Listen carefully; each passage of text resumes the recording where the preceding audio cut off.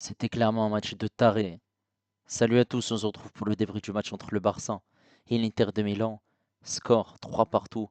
Voilà, c'était un match qui était incroyable, que ce soit du Barça ou de l'Inter de Milan.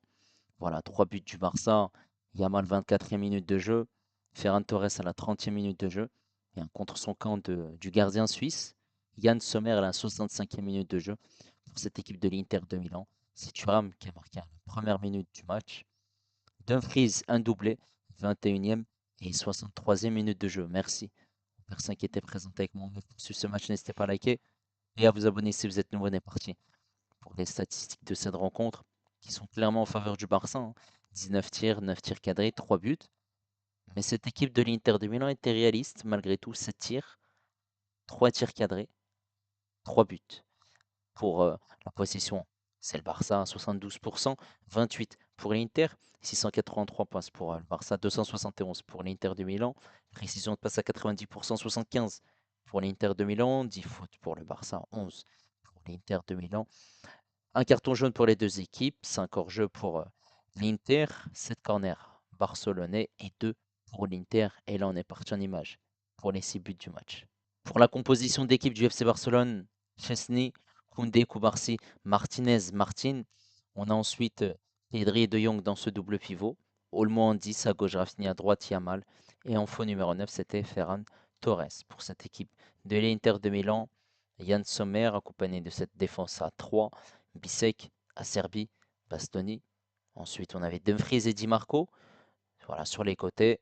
Ce milieu à 3, Barella, Chanaloglu et Mkhitaryan. Et les deux buteurs, Lautaro et Marcus Thuram. On est à 26 secondes de ce début de cette rencontre et ça va aller très vite parce que Dumfries va mettre un centre dans cette surface de réparation. La talonnade de Marcus Thuram et le but. Chesney qui se fait surprendre, ça fait 1-0 au bout de 30 secondes de jeu. Et forcément, cette équipe du Barça est déjà surprise dans ce début de rencontre. À la 20e minute de jeu, un corner qui va être tiré par Di Marco, cette tête d'Acerbi et cette reprise de Dumfries, ça fait 2-0 pour l'Inter. C'est une claque que le Barça se prend en début de rencontre parce que c'est le Barça qui a la possession, qui a les occasions. Et cette équipe de l'Inter de Milan est plutôt réaliste. La joie de Dumfries accompagné de Marcus Thuram, premier buteur.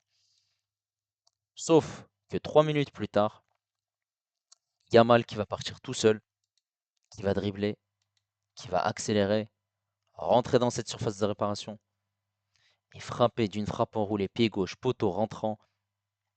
C'est simple, c'est efficace. Sommer est battu, ça fait 2-1. Incroyable but de Yamal, phénoménal. 37e minute de jeu, centre de Pedri, déviation de Rafinha, Ferran Torres qui n'a plus qu'à conclure, ça fait 2 partout. Cette équipe du Barça est déjà revenue dans ce match. Au bout de 37 minutes de jeu, on a déjà 4 buts.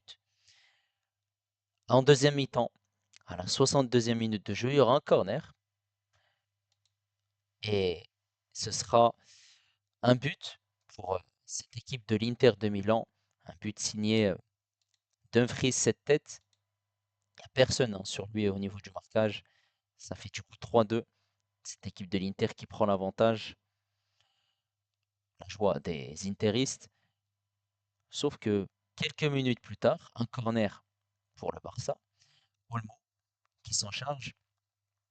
Il y a un joueur du Barça qui laisse le ballon passer. Cette frappe de Rafinha, contrée par le gardien, qui le met dans le but. Et ça fait 3 partout. Match nul entre les deux équipes. Un score final 3 partout. Et forcément, voilà, on a assisté à deux équipes qui ont marqué et qui ne sont pas posées de questions. Sacré match puisque cette équipe de l'Inter de Milan a directement marqué, hein, lors du début de ce match.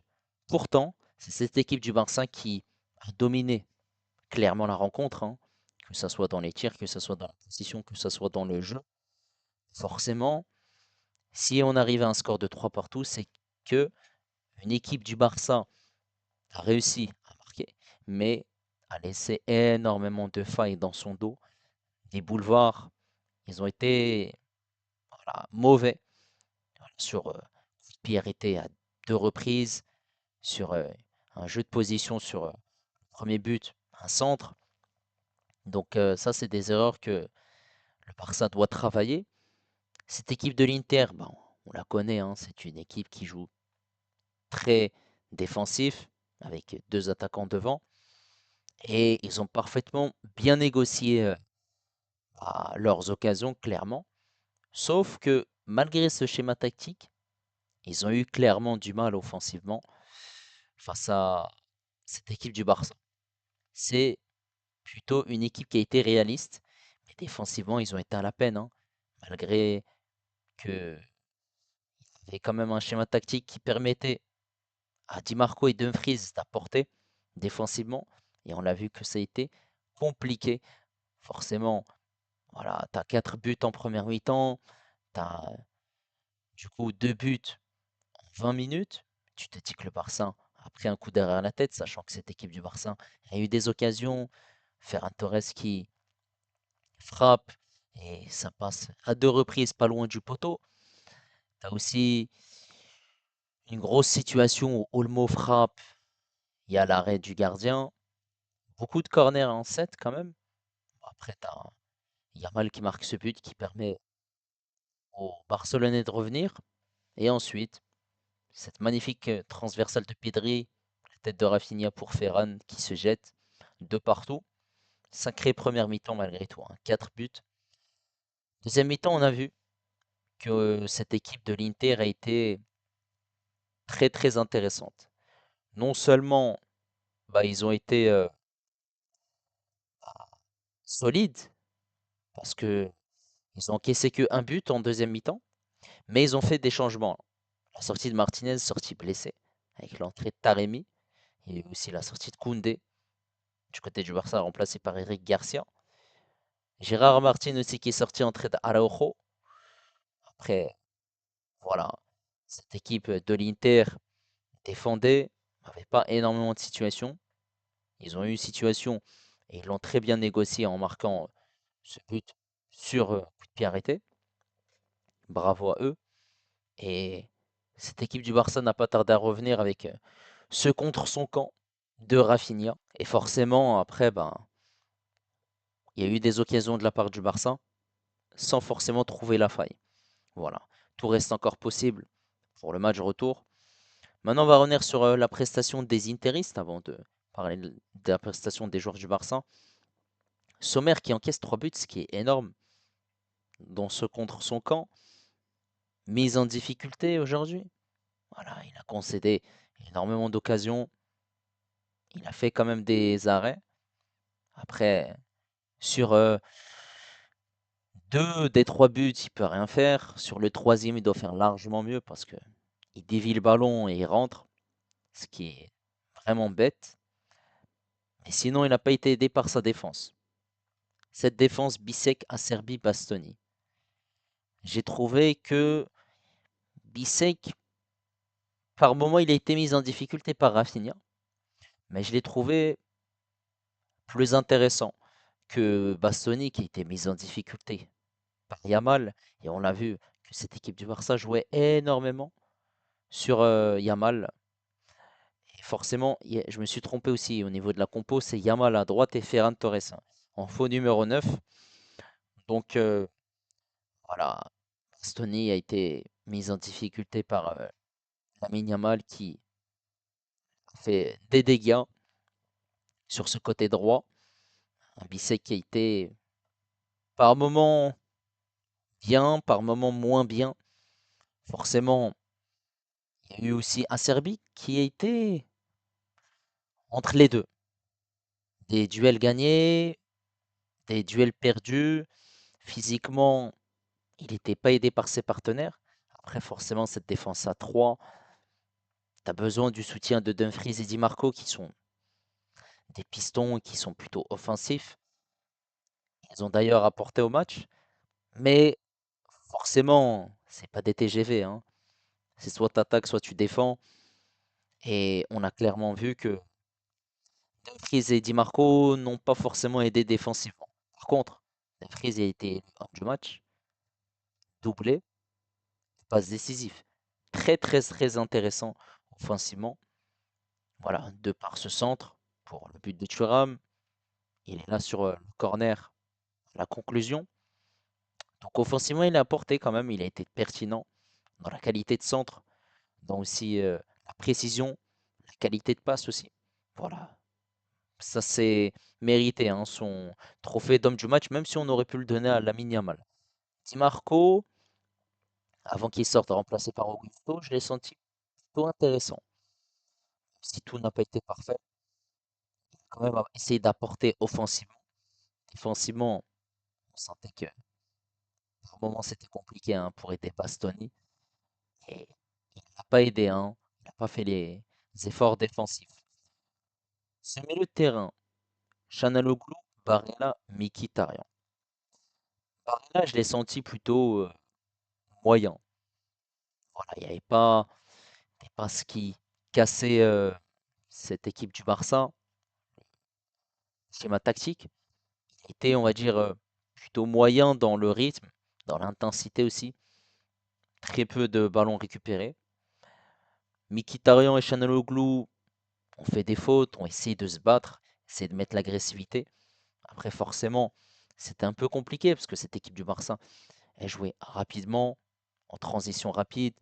Elle jouait aussi simple et efficace en une, deux, trois touches. Elle variait son jeu de par des centres, de par des jeux combinés, aussi des individualités comme Yamal. Donc forcément, c'est un milieu de terrain, j'ai senti plutôt à la peine. Du côté de l'Inter, Martinez, il a joué une mi-temps et on l'a pas clairement vu, hein. C'était compliqué pour lui, remplacé par Taremi à la mi-temps. Marcus Thuram, il marque ce but, mais mis à part ce but, je ne l'ai pas senti très intéressant durant le match. Il n'a pas pesé sur la rencontre. Voilà. Maintenant, pour la prestation des joueurs du Barça, Chesney, il encaisse 3 buts comme sommaire, donc ça reste une prestation compliquée pour lui, hein. Il n'a pas été aidé par sa défense, mais quand tu encaisses des buts, sur coup de pied arrêté, sur un centre, ça reste malgré tout compliqué, mais je trouve que il a fait des sorties intéressantes, il a anticipé lorsqu'il y avait des longs ballons dans la profondeur et dans le dos de la défense du Barça. Il a anticipé, il jouait comme un 12e joueur de champ. Sur ça, il a été intéressant. Koundé, Koundé, il n'a pas joué énormément. Il a été blessé rapidement, remplacé par Eric Garcia, 42 minutes. Offensivement, on l'a pas vraiment vu. Défensivement, c'était plutôt correct. Eric Garcia qui l'a remplacé, ça a été plutôt moyen, j'ai trouvé, hein. Après, forcément, c'est pas son poste. Par contre, cette charnière centrale Martinez-Cubarsí. Martinez qui a fait un match plutôt correct. Après, globalement, cette défense du Barça, avant de revenir joueur par joueur, elle a été mise en difficulté en transition rapide, sur coup de pied arrêté, hein. À 2 reprises, tu te fais surprendre. C'est-à-dire que le marquage, il est pas bon.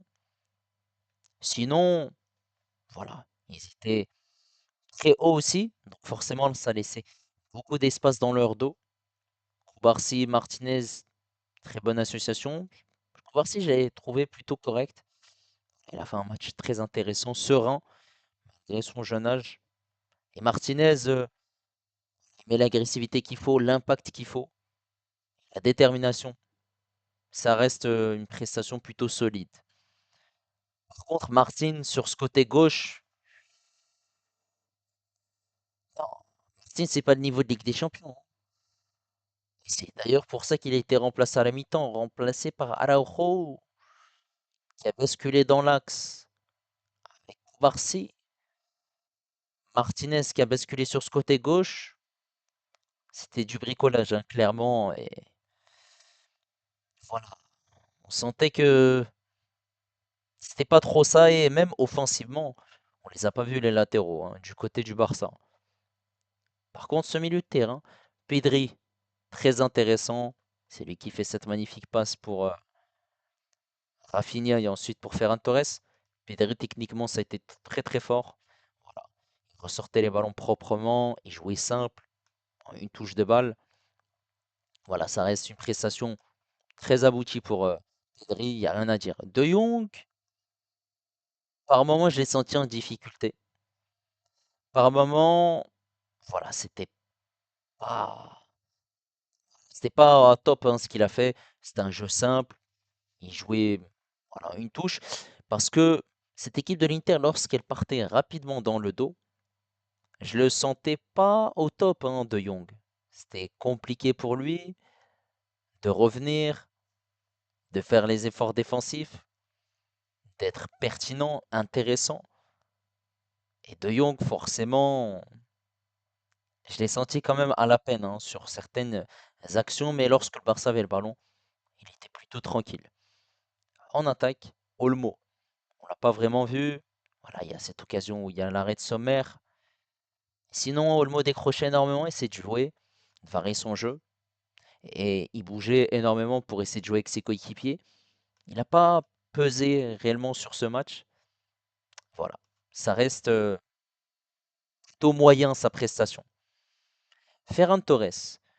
Ferran, déjà, il a marqué. Et en plus de ça, il a eu quand même deux occasions en première mi-temps où de frappes qui passent au ras du poteau. Il aurait dû marquer ces occasions. Voilà, je l'ai senti plutôt à l'aise parce que déjà, en tant que faux numéro 9, il marque. Donc, il continue à marquer, ça c'est très intéressant. Mais en plus de ça, il varie ses courses. Il bougeait énormément sur le front de cette attaque du Barça. Il ne restait pas forcément en tant que point d'appui dans cette surface de réparation. Donc, je l'ai senti plutôt à l'aise. Ça reste une prestation plutôt correcte de sa part. Maintenant, il y a mal sur ce côté droit, bah, il fait un gros match, hein. Clairement, il y a mal. C'est une grosse, grosse, grosse prestation aujourd'hui. Ce but, fantastique. Il rentre, il dribble, il frappe, il ouvre son pied, frappe enroulé, poteau rentrant. Il y a aussi une autre occasion où il est sur ce côté droit, il frappe, il y a l'arrêt de Sommer et ça tape la barre transversale. Et aussi, il a été très, très intéressant pour donner une leçon à ces Italiens, à ces Interistes plutôt, des pères de famille encore mis en difficulté par un joueur qui a 17 ans. 17 ans qui a été très, très intéressant aujourd'hui. Voilà, c'est jeu court, jeu long, des renversements de jeu. Lorsqu'il avait le ballon, par moment, il le conservait. Et ce qu'il a fait, ça a été très intéressant parce qu'il n'y avait pas de déchets techniques dans son jeu. Par moment, il servait ses partenaires. Il y avait des centres aussi qui apportaient du danger. Tout ce qu'il a fait, en tout cas, ça a été très intéressant. Il n'y a rien à dire. Bravo à lui. Et en plus de ça, il a été félicité par le coach Simone Inzaghi. Il a même dit que il devait être 3 sur lui, 3 pour le maîtriser. C'était la tactique, en tout cas, du coach de l'Inter de Milan, mais est-ce que ça a fonctionné? Bah non, parce qu'il a été très intéressant. Côté gauche, Rafinha, buteur, passeur. Passeur pour Ferran et buteur sur. Ah, buteur, pas vraiment, parce que ça a été contré par Sommer, plutôt passeur. Mais dans le match, je l'ai senti plutôt à l'aise sur cette deuxième mi-temps. La première, voilà, le déclic venait surtout du côté droit où il y a Yamal. Les joueurs, je l'ai vu du Barça, jouaient énormément sur ce côté. Côté gauche, ça jouait pas énormément. Après, il n'y avait pas Baldé, c'était compliqué. Terreau n'aidait pas aussi. Et Rafinha était plutôt intéressant en deuxième mi-temps où il a apporté, clairement, techniquement. Il essaie aussi de revenir par moments dans le cœur du jeu. Notamment, il y a cette frappe de loin. Il essaie d'apporter du danger. Ça reste une prestation correcte, malgré tout. En tout cas, tout est possible. pour ce match retour et ça se jouera à Milan. Et forcément, ça promet parce que 3 partout, je m'y attendais clairement pas. N'hésitez pas en tout cas à me donner votre avis concernant cette prestation. Et c'était clairement un gros match de Ligue des Champions. 6 buts quand même. Ça fait plaisir. N'hésitez pas également à liker et à vous abonner si vous êtes nouveau. Et moi, je vous dis à la prochaine. Ciao les amis.